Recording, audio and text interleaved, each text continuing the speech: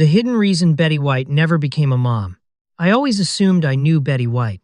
Sweet, funny, everyone's favorite grandma. But when I found out why she never had children, I kind of just sat there for a second.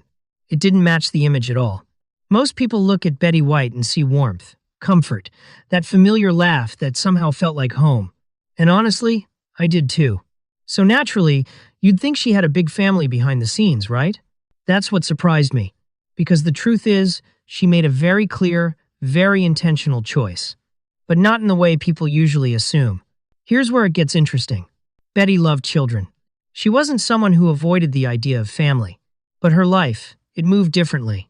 Long before she became a household name from shows like The Golden Girls, she was already working non-stop.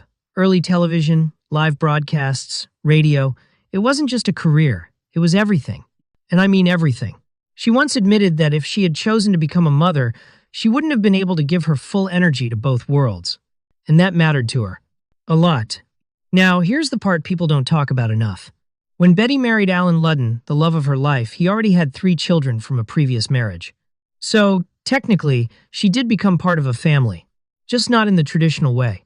And from what I've read and heard, she took that role seriously. She wasn't trying to replace their mother, but she showed up. She was present. That says something. But still, she never had biological children. And honestly, I expected some deep regret or hidden sadness behind that. But no, that's what really got me. She spoke about it so calmly, almost peacefully. She said she never felt like she was missing out. And I don't know, something about that feels rare. Because we're so used to hearing that fulfillment only comes from one path. Marriage, kids, family. But Betty didn't follow that script. She followed hers. And here's another layer I didn't expect. Her love didn't go into children. It went into animals. Deeply. If you know anything about her, you know this wasn't a casual interest. She worked closely with organizations like the Los Angeles Zoo and supported animal welfare causes for decades. That was her nurturing side. That was where she poured that energy. And somehow, it made sense. There's this quiet honesty about her life that I keep coming back to. She didn't choose career over family. She just defined family differently. And I think that's what stayed with me.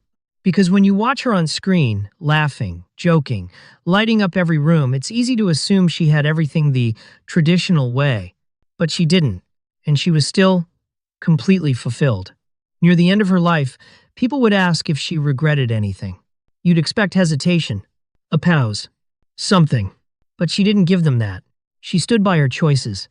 And maybe that's the most powerful part of her story. Not what she didn't have, but how deeply she embraced what she did. I don't know. The more I think about it, the more it changes how I see her. Not just as America's sweetheart, but as someone who quietly lived life on her own terms and never apologized for it.